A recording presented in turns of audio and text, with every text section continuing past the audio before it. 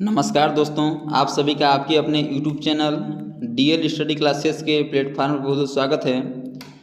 दोस्तों, आज हम रीजनिंग का पार्ट 23 करेंगे और रीजनिंग के इस वीडियो में उन्हीं क्वेश्चनों को सम्मिलित किया गया है जो कि आपके प्रीवियस ईयर के एग्जाम में पूछे गए हैं और आने वाले एग्जाम में पूछे जा सकते हैं। तो जाके आप लोग इन सभी रीजनिंग के पार्ट को एक बार जरूर देखिए ताकि आपको एग्जाम में क्वेश्चन को हल करने में आसानी हो और पता चल सके कि किस प्रकार के क्वेश्चन हमारे एग्जाम में पूछे जाते हैं।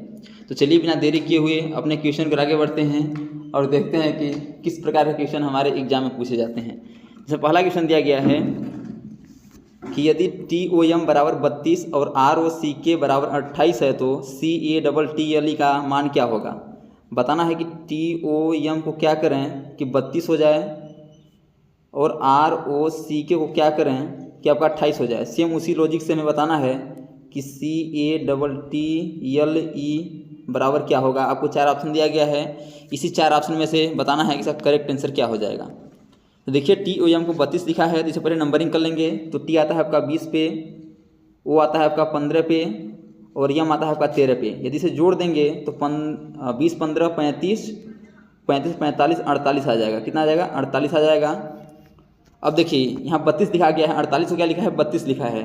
तो इसे 4 गुणे 8 कर देंगे तो 8 चौक 32 हो जाएगा, जो कि यहाँ 32 आपका मौजूद है। सेम उसी लॉजिक से ROC को देखेंगे तो R आता है आपका 18 पे, O आता है आपका 15 पे, C आता है 3 पे, K आता है आपका 11 पे। यदि इसे जोड़ देंगे तो 18, 15 आपका हो जाएगा 33, 33, 3, 36, एक 37, एक 47 हो जाएगा। 47 है। अब इसे यदि गुणा कर देंगे तो 4 गुणे 7, तो 7 चौक 28 हो जाएगा, जो कि आपका यहाँ मौजूद है। अब सेम उसी लॉजिक से नंबरिंग करेंगे और जो नंबरिंग करने पर इसे जोड़ देंगे, जो संख्या आएगा उसे आपस में गुणा कर देंगे तो हमारा आंसर आ जाएगा। सेम उसी लॉजिक को CATTLE को हल करेंगे तो C आता है आपका 3 पे, E आता है 1 पे, T आता है 20 पे, ये भी T है तो T आता है 20 पे, L आता है 12 पे और ये आता है 5 पे। यदि इसे जोड़ देंगे तो आपका 20 गुना 40, 40 12 52, 52 और 5 57 और आपका 3 60, क्या हो जाएगा 60। और आपस में गुणा करा देंगे तो 6 गुणे, जो कि नंबरिंग गलत होगा लगता है, तो इसे दोबारा देख लेते हैं। C आता है 3 पे, ये आता है 1 पे। अच्छा हाँ देखिए, यहाँ देखिए जोड़ने में गड़बड़ हुआ है। 20 गुना 40, 40 12 आपका हो जाएगा 52, 52 5 57, 57 60 और एक का मान 1 है तो 61 हो जाएगा। क्या हो जाएगा आपका? 61। तो 61 जब हो जाएगा जिसे हम 61 करेंगे, आपस में गुणा करा रहे थे, जिससे इसे गुणा करा देंगे तो 6 गुणे 1 कर देंगे, क्या जाएगा आपका 6। देखिए ऑप्शन नंबर ए में मौजूद है 6, इसे इसका option number A correct answer हो जाएगा। अगला क्वेश्चन दिया गया है कि निम्नलिखित श्रृंखला में प्रश्न चिन्ह के स्थान पर कौन सी संख्या आएगी। 54 को आपका 20 लिखा है और 67 को क्या लिखेगा बताना है।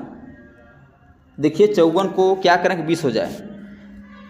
तो जब इस प्रकार क्वेश्चन आए तो हम क्या करते हैं, पहले जोड़ घटाना के इस समथिंग जाते हैं तो जोड़ करेंगे तो आपका 9 हो जाएगा, घटाना करेंगे तो आपका हो जाएगा 1 हो जाएगा। लेकिन यहाँ 20 लिखा है, यदि इसे आपस में गुणा करा देते हैं तो 5 गुणे 4 हो जाएगा तो 20 हो जाएगा। सेम उसी प्रकार से गुणा कराएंगे, उसी प्रकार गुणा करा देंगे तो 7 गुणे 6, 7 पच्चीस 35, 7 6 42 हो जाएगा। तो देखिए 42 किस ऑप्शन में है, तो ऑप्शन नंबर डी में मौजूद है, इसलिए इसका option number D correct answer हो जाएगा। अगला क्वेश्चन दिया गया है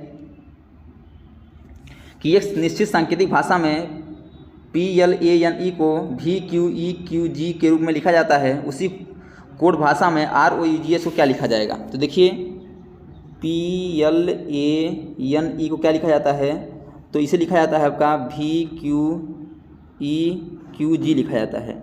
बताना है कि उसी सांकेतिक भाषा में ROUGH को क्या लिखा जाएगा। तो देखिए इससे पहले देखते हैं इसमें कौन सा लॉजिक लगा हुआ है। इसे नंबरिंग कर लेते हैं। पहले नंबरिंग करेंगे तो आपका P आता है आपका 16 पे, L आता है 12 पे, E आता है 1 पे, N आता है आपका 14 पे, E आता है 5 पे। अब देखिए आगे देखिए, V आता है आपका 22 पे, Q आता है आपका 17 पे,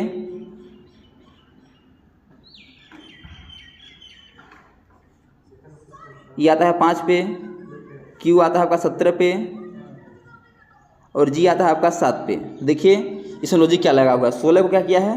22 किया है। 16 को यदि 22 किया है तो क्या किया है? प्लस का 6 किया है।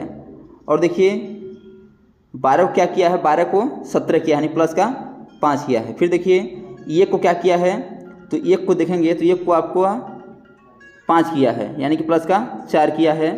फिर देखिए n को क्या किया है, तो n को आपका यानी 14 को 17 किया है, यानी प्लस का 3 किया है। फिर देखिए 5 को क्या किया है, 5 को 7 किया है, यानी प्लस का 2 किया है। लॉजिक क्या है, प्लस का 6 प्लस का 5 प्लस का 4 प्लस का 3 प्लस का 2, इसी प्रकार लॉजिक लगा हुआ है। सेम उसी प्रकार से इसे नंबरिंग करेंगे और उसमें प्लस का जोड़ते जाएंगे। तो आर आता है आपका 18 पे, ओ आता है आपका 15 पे, यू आता है 21 पे, जी आता है 7 पे और एच आता है आपका 8 पे। तो पहले क्या जुड़ा है, तो पहले आपका 6 जुड़ा है, तो 18 में 6 जुड़ेंगे क्या हो जाएगा आपका 24 हो जाएगा। क्या हो जाएगा 24 हो जाएगा। और वो आता है 15 में, 15 में 5 जुड़ेंगे तो 20 हो जाएगा, क्योंकि घटते हुए क्रम में जुड़ रहा है। फिर क्या जुड़ेगा, फिर 4 जुड़ेगा, तो 21 में 4 जुड़ेंगे तो क्या हो जाएगा आपका 25 हो जाएगा। फिर 3 जुड़ेगा, तो 3 जुड़ेगा, 7 में 3 जुड़ेगा 10 होगा। और फिर 2 जुड़ेगा तो आपका एच यानी 8 में 2 जुड़ेगा, क्या हो जाएगा 10 हो जाएगा।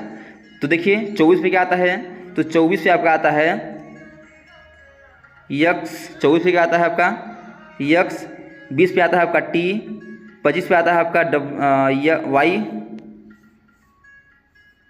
वाई, फिर 10 पे आता है आपका जे, फिर 10 जे, यानी यक्स टी वाई जे जे आपका करेक्ट आंसर हो जाएगा। तो आपका यह ऑप्शन नंबर सी में मौजूद है, इसलिए इसका option number C correct answer हो जाएगा।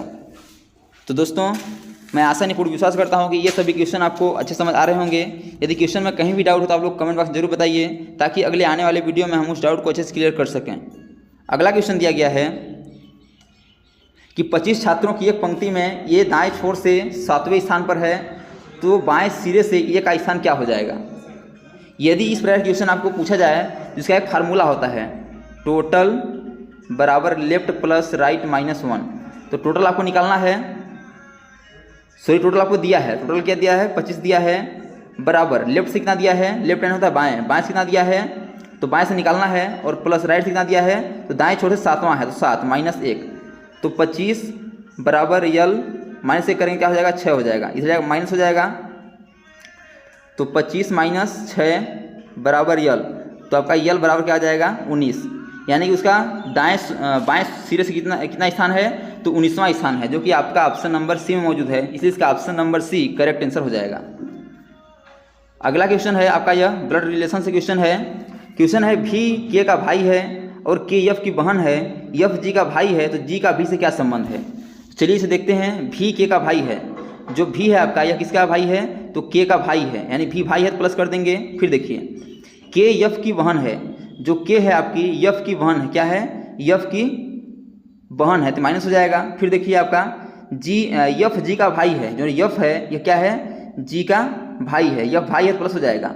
लेकिन अब जो जी है इसका भी जेंडर क्लियर नहीं है, या तो बहन हो सकती है या तो भाई हो सकती है। फिर क्या बोला है कि जी का भी से क्या संबंध है, जो जी है भी का क्या लगेगा, तो भी का या तो भाई लगेगा या तो बहन लगेगा, क्योंकि इसका लिंक क्लियर है नहीं, इसलिए इसका option number A correct answer हो जाएगा, भाई या बहन। अगला क्वेश्चन दिया गया है कि एक आदमी 3 किलोमीटर पूर्व की ओर चलता है और दक्षिण की ओर मुड़ता है और 4 किलोमीटर चलता है, वह अपने आरंभिक बिंदु से कितनी दूरी पर है। तो इसके लिए पहले डायरेक्शन दिशा ज्ञान होना चाहिए। तो ये आपका उत्तर नीचे होता है आपका दक्षिण, ये होता है आपका पूर्व, ये होता है आपका पश्चिम, ये होता है आपका उत्तर। तो इसी प्रकार से हम इसे हल करेंगे। चलिए हल करते हैं। एक आदमी है जो कि पूर्व की ओर यानी किस दिशा में चलता है, कितना चलता है 3 किलोमीटर चलता है, और दक्षिण की ओर मुड़ता है, दक्षिण नीचे मुड़ेगा और 4 किलोमीटर चलेगा, 4 किलोमीटर चलेगा। तो बोला है कि वो अपने आरंभिक बिंदु यानी जहाँ से चलना शुरू किया है वहाँ से उसकी दूरी कितनी है, यानी कि इसकी दूरी है कितनी हो जाएगी। तो इसमें आपका पाइथागोरस प्रमेय लग जाएगा। तो पाइथागोरस प्रमेय में क्या होता है, कण का स्क्वायर, यानी एक कण हो गया आपका, आधार ये हो गया और आपका लंब ये हो गया। तो कण का स्क्वायर बराबर लंब का स्क्वायर प्लस आधार का स्क्वायर आपका फार्मूला होता है। तो कण का स्क्वायर हमको निकालना है बराबर लंब का स्क्वायर, यानी कि लंब क्या है 4 है तो स्क्वायर कर देंगे, प्लस आपका आधार है का स्क्वायर 3 का स्क्वायर कर देंगे। तो अब हो जाएगा आपका कण का स्क्वायर बराबर 416 प्लस 9। तो कण का स्क्वायर है। अब यदि कण का स्क्वायर बराबर जोड़ देंगे तो जोड़ने पर कितना आ जाएगा आपका 16 9 25 हो जाएगा। अब देखिए यदि हम स्क्वायर को हटा देंगे तो कण बराबर क्या हो जाएगा √25। तो √25 क्या हो किसका होता है, तो ये आपका 5 का होता है, यानी उसकी आरंभिक बिंदु से दूरी कितनी है, तो 5 किलोमीटर की है, इसलिए इसका option number D correct answer हो जाएगा। अगला क्वेश्चन दिया गया है कि निम्नलिखित श्रृंखला में प्रश्न चिन्ह के स्थान पर कौन सा अक्षर समूह आएगा। बताना है कि ZYX 15, CBA 26, WVU 37, FED 48, तो आगे कौन सी संख्या आएगी। तो पहले हम संख्याओं से हल करते हैं। देखिए 15 से आपका 26 हुआ है, यानी कि 15 से 25 से 11 जुड़ा हुआ है प्लस 11, फिर 26 से 37 हुआ है यानी प्लस 11 यहाँ भी हुआ है, और 37 से 48 हुआ है प्लस 11 यहाँ भी हुआ है। तो सेम उसी लॉजिक से प्लस 11 होगा, और प्लस 11 होगा क्या हो जाएगा आपका 59 हो जाएगा। तो देखिए आपका 59 इसमें नहीं है तो भी नहीं होगा, इसमें नहीं है तो भी नहीं होगा, इसमें नहीं है तो भी नहीं होगा। आपका 59 ऑप्शन नंबर सी में है, TSR 59, इसलिए इसका option number C correct answer हो जाएगा। अगला क्वेश्चन दिया गया है कि निम्नलिखित में से कौन सा विकल्प दी गई श्रृंखला को पूर्ण करेगा।